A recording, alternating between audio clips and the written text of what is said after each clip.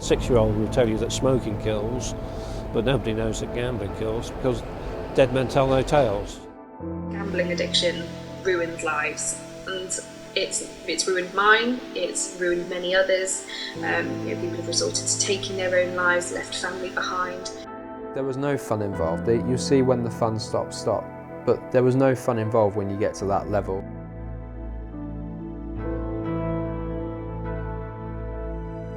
Many see gambling as a harmless activity, enjoyable, exhilarating and fun. A chance to win some additional cash perhaps, but not for everyone. Casual betting can lead to gambling addiction, and for these people, the fun stopped a long time ago. Joshua Jones was only 23 with his whole life to look forward to, but he had suffered with a gambling addiction from the age of 17. He amassed £30,000 worth of debt, and in July 2015, he took his own life. He was bright, intelligent, he had a wide range of social activities. I think talking to his colleagues at work, he'd be seen as the life and soul of the party. So it's hard for us, the other families, and for all his work colleagues, because the range of people affected goes beyond that one gambler being harmed. I would think in Josh's case, without any shadow of doubt, there were over 100 people who were deeply affected. Problem gamblers can turn to crime, which sadly happened in the case of Ben Jones. Over 3.5 years to fund his gambling addiction, Ben stole £370,000 from his employer. In November 2019, he was jailed for 3 years, leaving his wife Rebecca and family behind. Ben was a VIP customer because he was placing a lot of money in a short space of time and losing huge amounts of money. So for them, they were winning, they were gaining profit from his addiction. Ben had over £39,000 of free bets given to him in just over 2 years, which is a lot of money. There was multiple times where Ben with his VIP manager would say, look, I'm on a really bad losing streak and what can I do? I'm thinking of taking a break. And he would say, oh, well, have a break, but why don't you try looking at another sport and I can help you with this? And it's that sort of grooming sense, that I feel is wrong. I think that there's no morals or ethics in that particular part of the industry. In a statement, Betway said, "In the case of Ben Jones, who was jailed for stealing funds from his former employer, we have already reached a settlement agreement with the victim of his crime to compensate them for their loss. Betway would never seek, nor does it wish, to profit from any illicit and misappropriated funds wagered on its site." Banning the use of credit cards to bet and the whistle-to-whistle ban on advertising are welcome changes, but there are people campaigning for stricter regulation. James Grimes is a recovering gambling addict. Now, 2 years clean, he founded The Big Step, aiming to raise awareness of the dangerous relationship between football and gambling. For 12 years of my life, it pretty much destroyed every aspect. Not just the financial element, where I estimate I lost £100,000, but I lost 2 jobs, I lost friendships, lost trust with my family, lost relationships, had a detrimental effect on my mental health. Basically, it was an overwhelming psychiatric condition that destroyed my life. Rock bottom, which was the moment where I actually acted, was on my 28th birthday. I had £2,000 in my bank account and I had a £400 debt to pay the next day. My gambling brain said to me the way of doing that is to gamble some of the £2,000 to win it. Of course, I lost every single penny of it within half an hour. Went home, cried, hid in my room, probably was suicidal, turned my phone off, didn't talk, barely ate, and that's when I realised that, this can't go on for anymore. The Big Step are calling for a ban on all betting, advertising and sponsorship in football.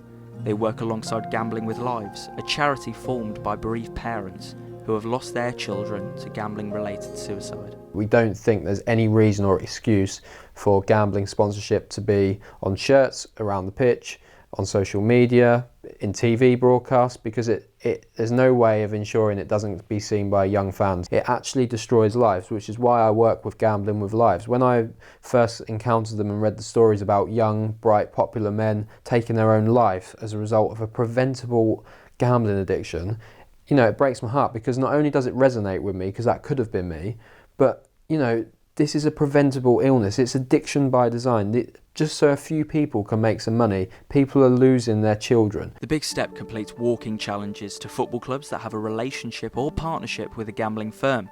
And in February 2020, the Big Step came to London, walking 100 miles in 75 hours. Taking in 6 football clubs that all bear a betting shirt sponsor, the group set off from Reading, and from there travelled via Watford, West Ham, Crystal Palace, Fulham, Queen's Park Rangers and Wembley Stadium, before finishing at Downing Street. Together, Gambling with Lives and the Big Step delivered a letter to the UK government calling for an end to sponsorship within the beautiful game. However, the amount of gambling sponsorship within the stadiums caused concern, especially at Vicarage Road, the home of Watford Football Club. I actually couldn't believe how much there was of it. It was to the point where we couldn't find a place to have a suitable photo because it was wherever you looked, it was everywhere. And I noticed that it was accompanied by fast, fair and another slogan, but we know that gambling is not fair. As the walk raised funds for Gambling with Lives, it also raised awareness of the Big Step's Hard Fought campaign. We walk between 5 and 10 people every single day of this, but the interest that it's garnered along the way has been incredible. It shows you what just a handful of people can actually do. In the UK, there are 250 to 650 estimated gambling-related suicides every year.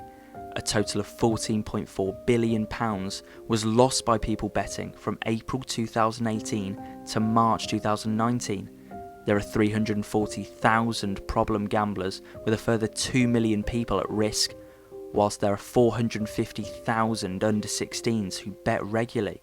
At a parliamentary event held by Gambling with Lives, the call for action was heard louder than ever before. At the moment, warning families of this danger of addiction and death from toxic forms of gambling seems to be left to us. Families from Gambling with Lives intend to keep going, and the terrible reality is that we will be joined by more and more families, and we will get louder. A variety of parliamentary figures from across the political spectrum are also helping with the fight for change. Gambling addiction is a mental health issue, and as Health Secretary, I pledge myself to the actions that are needed to tackle it. We're reviewing the Gambling Act because nobody had a smartphone in 2005, and we're putting mental health and addiction at the heart of that review. Despite support from politicians, it is immediate action that is the priority to prevent further lives being lost. The gambling industry spends £1.5 billion a year legally on trying to convince people gambling is fun and gambling is okay. With that tsunami of noise, any safe gambling messages just get drowned out. There needs to be a new Gambling Act. It was written, a while ago, and a lot's changed in terms of technology, people's ability to access it, the industry's tactics as well. We want the government to review the Gambling Act now, because whilst this is happening and whilst people are just talking, people are dying from gambling addiction. The Betting and Gaming Council were contacted but have so far declined to comment. So, with growing momentum, a call to action and a push for change, how many more lives will be gambled and lost? A big step happened, but is a bigger step coming? The fun has well and truly stopped. When people reach that rock bottom and acknowledge and admit that they have a problem, that is the first step for them continuing on that journey of recovery. Our boys that have died basically have an inquest that said yes, they're dead. Nobody understands that they died from their addiction to gambling.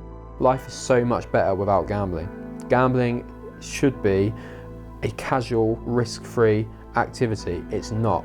And if you have an issue with it, take that big step of stopping gambling, because it's for the best.